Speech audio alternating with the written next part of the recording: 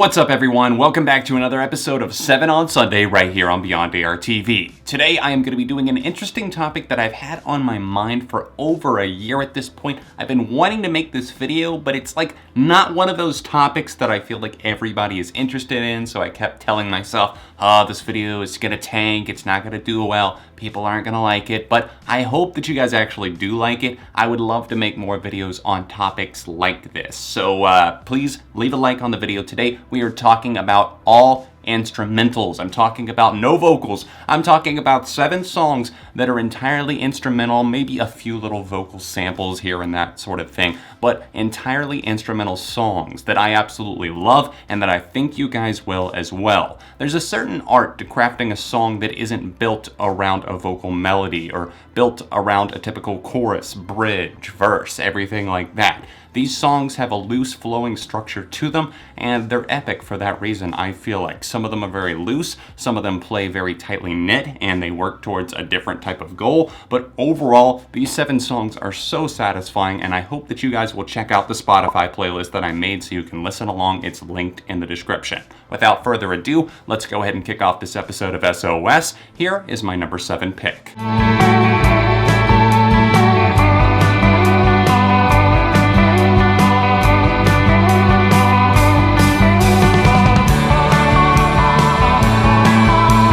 When writing and researching for this video, I realized that I have never actually talked about the band Real Estate in a video before. So here we go. Let's talk about April's song. That's my very first pick here, and this is a very sweet, almost springtime type melody. Like I said, obviously this is an entirely instrumentally based track, so no vocals here. It's just one that kind of soothes the soul, and since we're coming up into spring very soon, at least in the next couple of months for most people in the US, this is going to be one of those tracks that I really feel like it's going to suit your playlist for that season.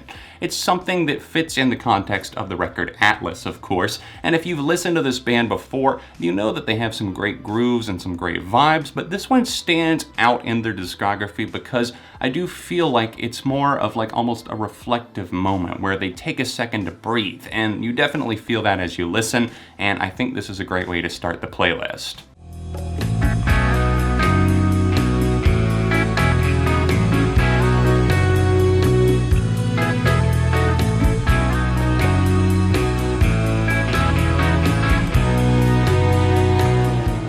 Number 6, we've got to show some love to Green Day for the bold choice on Nimrod. It's called Last Ride In. This is very much a surf-influenced track. It's something that reminds you of like the beach and waves. It's even reflected in the background noises of this track. And Last Ride In definitely plays off of this kind of bass-heavy back and forth love affair with the guitar, bass, on and off, and it pumps slowly. The song never just hits this high climax or anything like that, but it never needs to, and somehow it fits the spot just right, whether you're listening to Nimrod or if you're just listening to a collection of Green Day songs or an instrumental playlist or any kind of playlist in general. You can take a moment to appreciate the vibes of something like this, especially for a band like Green Day, because it does stand out. There is nothing else like this in their discography because, to my knowledge, there's not really any other instrumental tracks that they've done. And this is not just a short song either. This clocks in at about 3.5 minutes, so it wasn't just a little intro or anything. In fact, I made a conscious effort not to include any like openers for an album that's just like 30 seconds of guitar fuzz or something like that. No, these are actual songs, and this one is as well.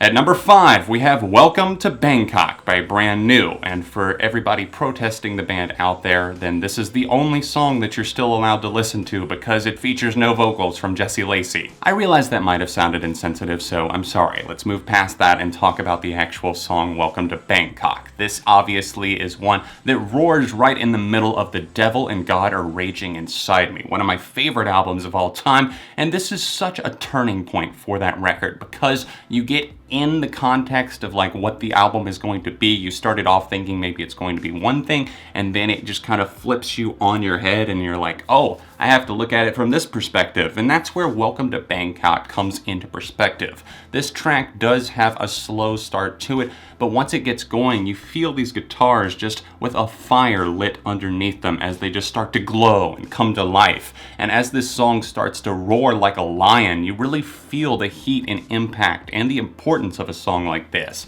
It's odd because, like I said, for many of these songs, they might not fit with the rest of the band's discography in the sense that, oh, there's no vocals on this track, but this one fits and works perfectly for the context of The Devil and God Are Raging Inside Me.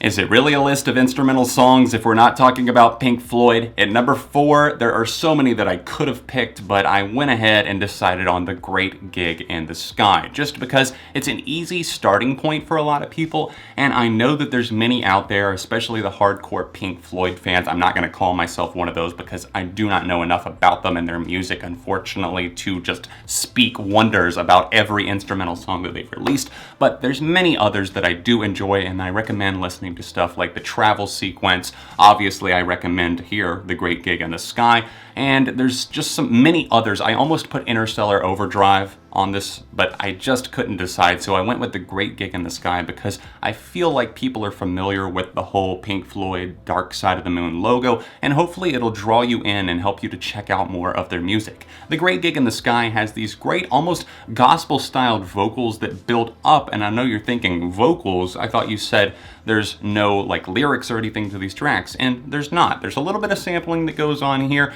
and obviously the vocals aren't words. It's more of just like a roar, an extra instrument, and I do believe that the voice is an instrument in a way, and making sounds with it that can rival that of an instrument is very, very cool, especially when it sounds like the female voice here coming to life, and obviously you've got the guitars, the drums, everything else. The Great Gig in the Sky is definitely a classic, and even by Pink Floyd fan standards, which I know are very high, I know this has to be up there.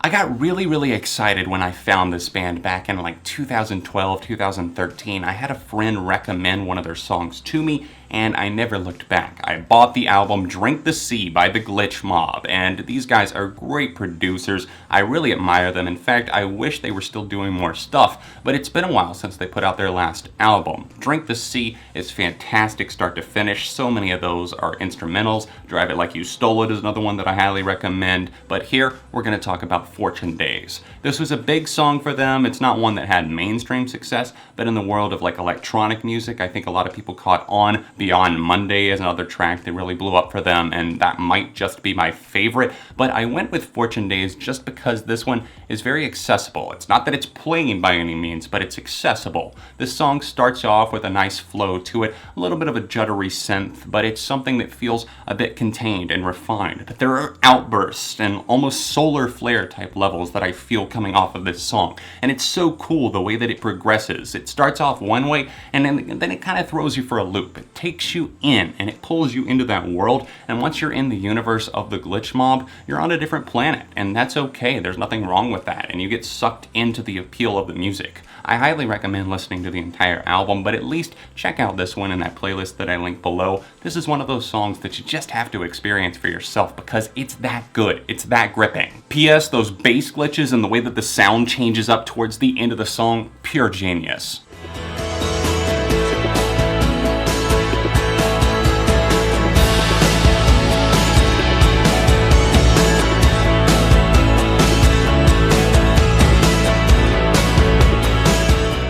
Closing in on the top of the pack here, we have number 2, Life in Technicolor from Viva La Vida or Death in All His Friends by Coldplay. This is an amazing track, and it's always been one that I've been drawn to. I had a lot of friends that were into Coldplay, and obviously I had loved them originally myself just by discovering their music on Fuse, watching their music videos and that sort of thing. But Life in Technicolor was something that surprised me because I had heard a couple of the singles from Viva La Vida, like Violet Hill, which I've loved for a decade now, crazy to think about, one of my favorite Coldplay tracks, and obviously the title track that was #1 on the Hot 100. You heard it everywhere you went in 2008. But the track that started off the album really did surprise me at the time and even to this day, because I'm still always pleasantly surprised when I come back to it. It's one that has these upbeat, almost like weird sounding guitars because of the way that they're toned. It just reminds you of a different era and a different style, almost a different culture. Life in Technicolor is the opener on this record, and there is a Life in Technicolor 2 that does have vocals and lyrics, but this one is just the instrumental opener, and I like that they left it this way. Life in Technicolor is a movement. It's a way to start an album that is so unique because it can be listened to alone. It doesn't just kick immediately into the next song, but at the same time, you can listen to it by itself and it still makes sense, and that's rare. It's one of those uplifting moments that you just can't help but nod along and smile along to.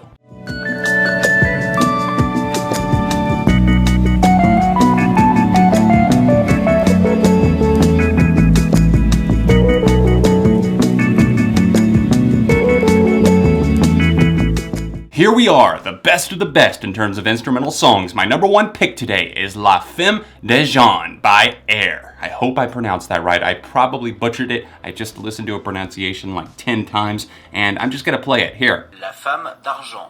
I was close. Air are a French band that had a lot of success in the late 90s, early 2000s, and I'm eternally grateful to my old roommate who showed me their album Moon Safari because it's still one of my favorite albums that is of the electronic variety, but still, it's not so overtly so. There's a lot of other instruments there, and on this track, La Femme, there's so many organic instruments that make great melodies. It's something that just speaks to you like it's from a dream. This is something that I feel like it gives me a vision of like an Amazonian rainforest somewhere, and you're just drifting off to sleep. For the longest time, this was a track that I did play before I would go to bed because it's so soothing. But at the same time, it really does pick up the pace. It has these stuttered synthesizers that have a lot of reverb on them, and there's a lot of noise packed in, a lot of density and layers to this music. It's by no means simple, and for it to be 7 minutes long, I know you're thinking this must be entertaining. I can't just listen to a 7-minute song just like that. It is. It's gripping every single second. It lures you in because you're intrigued initially,